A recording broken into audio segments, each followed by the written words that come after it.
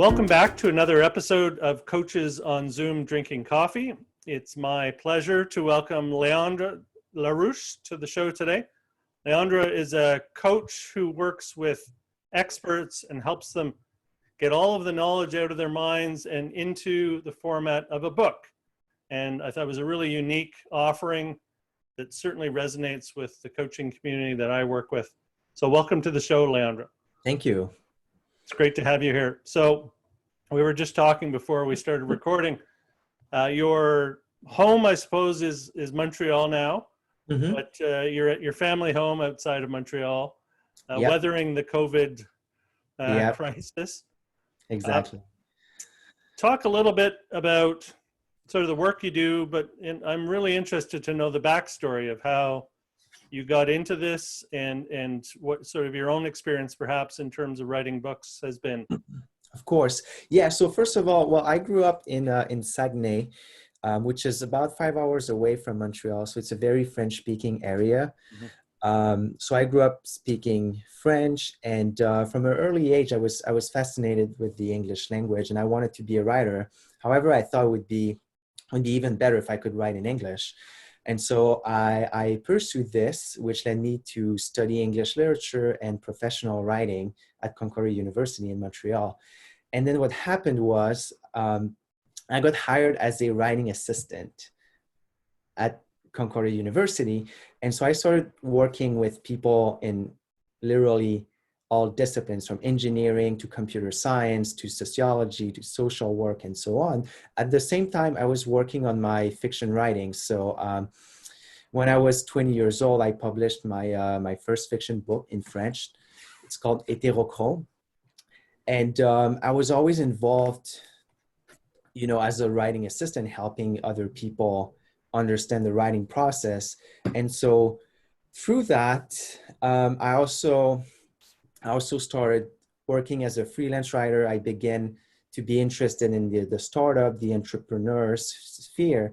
And so it led me to meet a bunch of experts, people who have a lot of knowledge in their discipline, but they really struggle with the writing.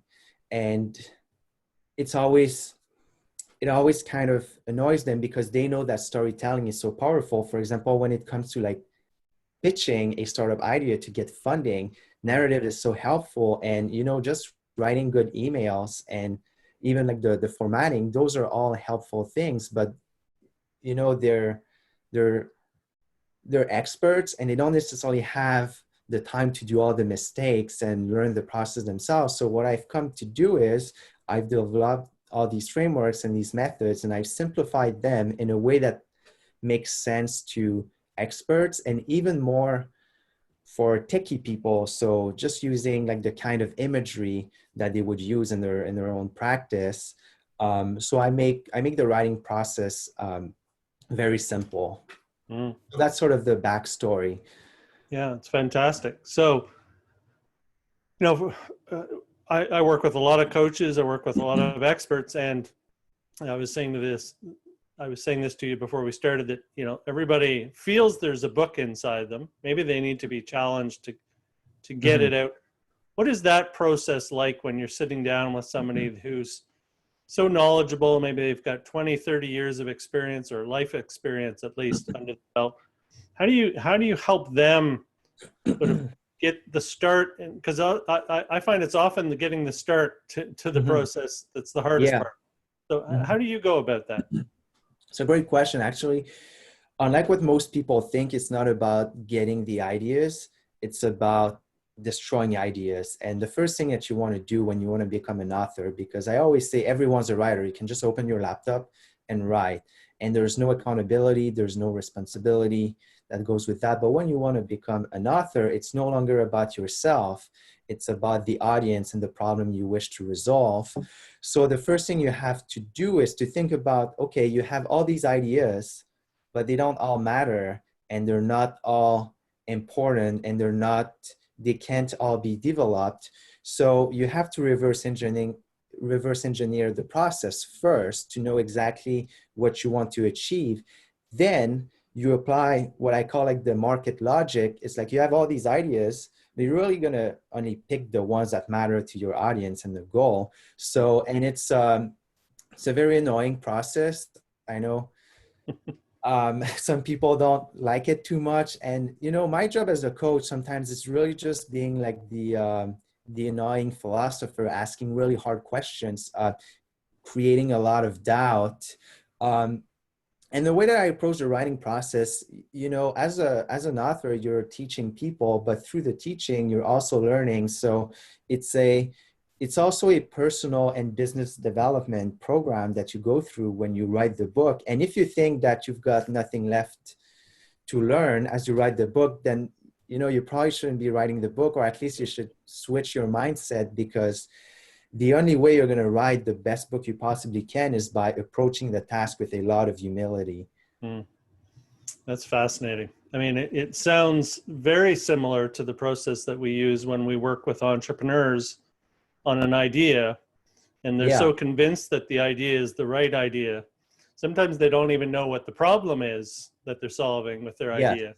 And they certainly haven't validated whether the audience out there, the market, cares about their idea or not. Absolutely. And I've been through that process myself as an entrepreneur. I mean, and that's the problem with passion-based entrepreneurs, which I think are the best entrepreneurs, to be honest with you. But, you know, the people that have the straight to the money philosophy, even though I don't quite agree with that philosophy, to their credit, at least they know how to position themselves in the market and, you know, really solve a problem, which I mean, when I started, I can't say that's what I've done. I mean, I thought anyone would be willing to pay to improve the writing. Reality is not that many people do, and not that many people realize how badly they need writing in their career.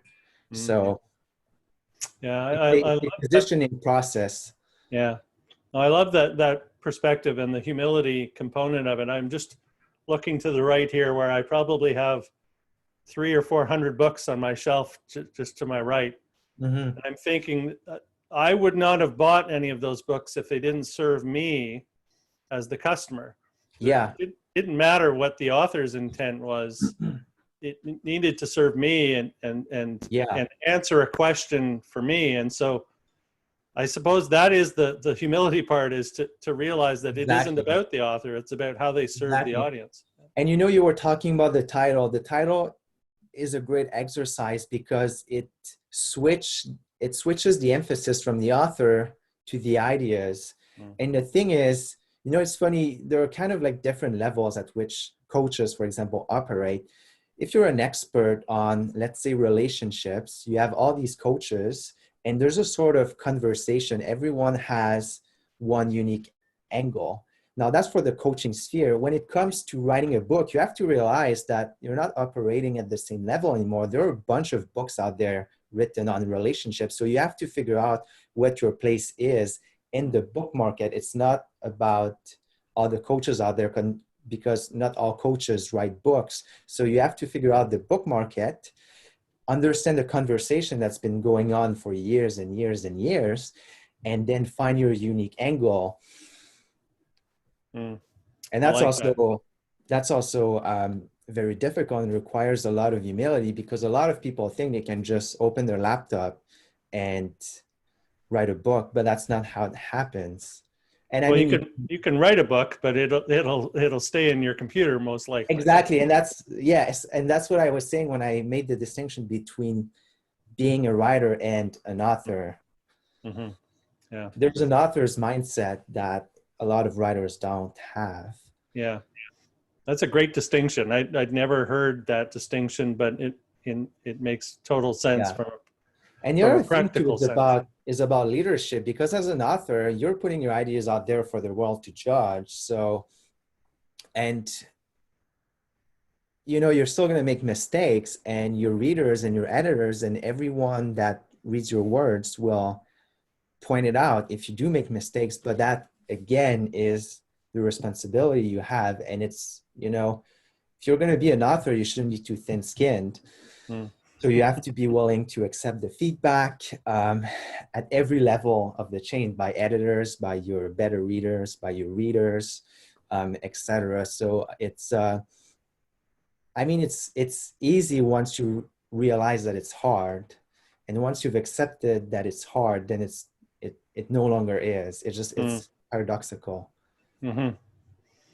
Yeah, it sounds very, very similar to a lot of the work we do as coaches. So, Yeah. so what once you get somebody into the mind frame of writing to an audience and serving an audience, where does the sort of what's the next level of resistance that you run into with the experts that you work with? Um, Good question. The next level of resistance. So what I just mentioned to you is the first roadblock, what I call the idea roadblock. The second roadblock is creating a structure and a coherent one, and actually putting enough work into building that foundation. And that's also known as the outline. But there's a very specific way to create an outline that will actually prevent you from being stuck once you start writing. And a lot of people don't want to they get excited and they just want to start typing. The thing though is you can channel this excitement and put it into an outline, and that will serve you so well, because once you have a very good outline, in all likelihood you're not going to get stuck at that second level. Mm. Okay. And so, I mean, a lot of this sounds similar to also writing good copy. You know, if you're writing on LinkedIn or you're writing Yep. on a Medium post, very similar approach, I'm assuming. Yeah, and I do have some background in copywriting, and I kind of think of my work as blending literature, philosophy, marketing, in some aspects even like maths, because of the way I present the process. But yes, there is a lot of it has to do with copywriting, and I teach some copywriting techniques, which really are, storytelling techniques. Mm-hmm. I would say personally for me, I learned some of the most important things I've learned about writing, and not even copywriting, came from marketing. So it's like marketing people applying storytelling techniques to their marketing, and me reading about marketing, applying it back Mm. to, fiction and nonfiction writing. So, I mean, one of the really cool things about that is all this knowledge is out there. It's getting processed by different people in different disciplines for different purposes. And once you get exposed, and that's why I like to take a multidisciplinary approach. By doing that, you get exposed to these ideas and from different perspectives and in different frames. So you actually can internalize this much better than you would if you just read a book, or if you just learned it from someone that does a specific thing. Right. So you had said off the top the idea of making sure the idea is one that serves an audience. How do you find that with the clients you work with, that the original book they had in mind is not actually the book that they need to write? Like that there's a different story or a deeper story or a different approach that actually will resonate for the audience, but it also will be a deeper experience for them as the author. Mm-hmm. You talked about sort of their own personal development. Yeah. Well, most of the time what happens is that, and they don't think about that consciously, but like they're doing it for themselves without realizing. And the thing is, and that's where like the biggest paradox happens, is you're not doing it for yourself, you're doing it for the audience. But by doing it for the audience, you end up doing it for yourself, because that's the only way it's like it's a back and forth. So by teaching them, you let them teach you. Mm-hmm. And so, I mean, the book that they have to write has to be focused on a specific problem. Usually the book that they think they're going to write is like their whole life story, their whole like business, their whole expertise. It's like, it's everything. And that's where I say, well, you need to sit down and think about what really matters. And the thing is, you can write multiple books, and well, usually, I mean, to answer your question directly, what they think they want to write they have this book that they want to write, but that book is actually like a Bible. It's like a collection of books. Yeah. That has with stories or just like other books that have different purposes, different messages for different audiences. And what they have to realize is, start with one book and start with the thing that matter most. And it's also about realizing where you live and the context in which you live, because I can guarantee there is only one thing you should be writing about right now. Doesn't mean that yesterday it was the same thing and that tomorrow it's going to be another thing. But at this current time, being where you are and the situation being what it is, there's only one thing from your baggage of experience and knowledge that you should be writing about that's going to serve a purpose for actual people. Yeah. Yeah, that's beautiful.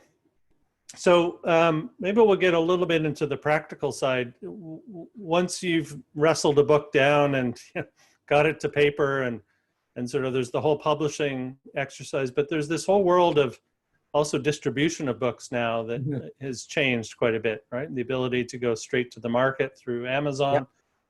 Yep. Are you involved in some of that as a coach, or how do you handle that end of it? As a coach, what I always tell people is that they always worry about the publishing part before they actually have a book. So I say, listen, that's a nice problem to have. And what I do with my clients, I sort of like create with them a publishing roadmap. I don't do the publishing myself. I don't do the distribution either, obviously. Now, what I do is I help them take good decisions about how they're going to publish. And so someone could work with me and say, I want to go the traditional publishing route. We can do that. And the thing with nonfiction is that you don't actually have to write the book before you submit it to a literary agent or a publishing house. You write an outline and a book proposal. So, and that's the first phase that we work on. So, and then we can stop and submit it. And in any case, even if you were doing the self-publishing route, you still need to get a sense of what the market thinks about the book. So always do a proposal or an outline that you test out with some people with the target audience. So if you decide to try out the traditional route, then you submit it to literary agents, publishing houses. If they accept you, that's great. You write the book and then they publish it. Now, if they don't, or if you just choose to go the self-publishing route right from the get-go, then you write the book. And once you have the book, then we start worrying about the publishing. And so what I do with clients is I help them figure out what kind of goals. Well, I mean, we do that from the beginning, obviously, but knowing what their goals are with the book, I help them figure out, how much money they should spend on the publishing. I mean, you could spend $0, just drop it on Kindle store. You can do that. But if you want, say, to be an Amazon bestseller in one of the categories for your book, then you're going to need to make an investment in marketing wise. So we figure that together, and then I help them getting the help they need in terms of publishing and distribution. I don't touch that myself, because I'm a writing guy, but I accompany them until the end of the journey. Cool. I've heard a lot of discussion around the importance of having an audience before you actually write a book, right? So whether that's, having a blog or a Medium site, or, having a big following on your own website, how important is that in your mind to sort of being able to test content and see what your followers actually do want to consume? Yeah, so I think it's definitely a big plus if you already have the audience. I wouldn't say it's necessarily required. It depends on your goals. It is very helpful if you have it. Now, the thing is, the audience is helpful to test what the reader's saying. You can also leverage, there are other options. You could leverage Facebook groups to get a crew of better readers that fit your niche. I mean, what happens is once you already have the audience, it just makes it easier to make sales. Now, some people, for example, they write a book in order to build an audience. So they might run paid traffic for the book. They might use it as a lead magnet. I don't tend to do lead magnets so much, depending on the person's industry, but they could also use that to build the audience. So it really depends on their goal, on their situation. Of course, it's a little riskier when you don't have an audience in terms of, making money. But I don't think by default the point of writing a book is making money. And I hear a lot of people complain, oh, like my friend wrote 6 books. I read that recently. My friend wrote 6 books, made no money with it. And I thought, well, maybe if you just wrote 1 book and wrote a really great one and made proper marketing, maybe that would have worked. But then again, I don't think it's the point. I like working with people that see the writing process as a process in and of itself that's going to spill onto every other areas of life. And it's like, it helps you with your personal branding because, for example, if you have a 6 to 7 figure entrepreneur, they've already done all the hard micro work. And so at this point, there's only so much they can do to further increase their authority and their branding. And so for them, writing a book actually makes a lot of sense because it takes their brand to new heights without having to work on all these micro little things. Yeah, that makes total sense. All right, so it's been super, super helpful, very informative. If for an audience watching this today, if they've long thought that they had a book in them, what would be the steps you would recommend, they do for themselves before they, are ready to reach out to a coach like yourself? Mm-hmm. I would really think about their goals and their motivations for writing the book, because that's really, the thing is, a lot of people say, oh, I want to write a book, but I don't have the time, or it's too complex. I think that's false.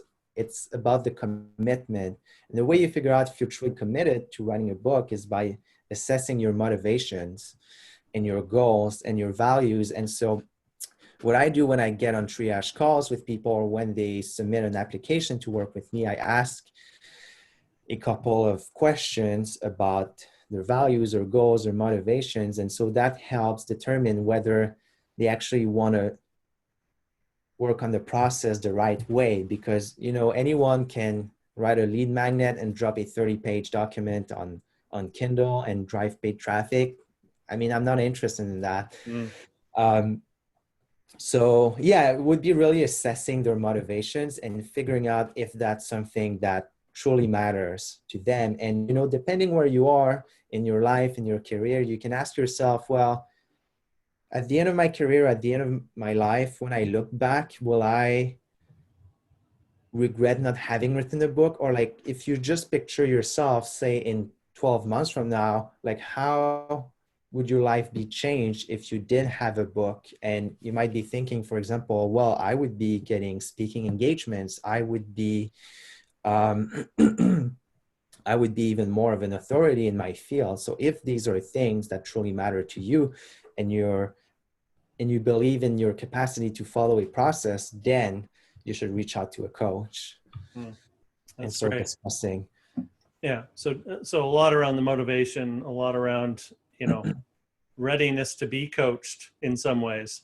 Yeah. And it's not being, because people often think, oh, I'm not ready. The only thing about being ready is just like wanting it badly enough and understanding its value enough that you can tell someone, hey, take me there. Because you don't, if you wait to be ready, it's never going to happen. But if you want someone to take you there, then you're ready. And it's not easy, but it's easier than people think if they have the right tools, if they have the right person taking them there. Yeah, that's wonderful. Great. Well, I really appreciate you coming on today. It's been a really interesting discussion. I've learned a lot about the book inside of me and reframing how I can serve Yeah. an audience, and that'll be really helpful as I think about that in the future. So we'll make sure that access to your website and any social platforms are included in the notes with the show. And, you know, I'd say to the audience out there, you know, if you've got that book in you, right, do the internal work, do the deep work on yourself and who you're trying to serve and your motivations, and reach out to Leandre to get some help and to get some coaching to get through that resistance that you're going to feel at the start. I appreciate you coming on today, and it's been great to meet you. Likewise. All right. Take care. Take care.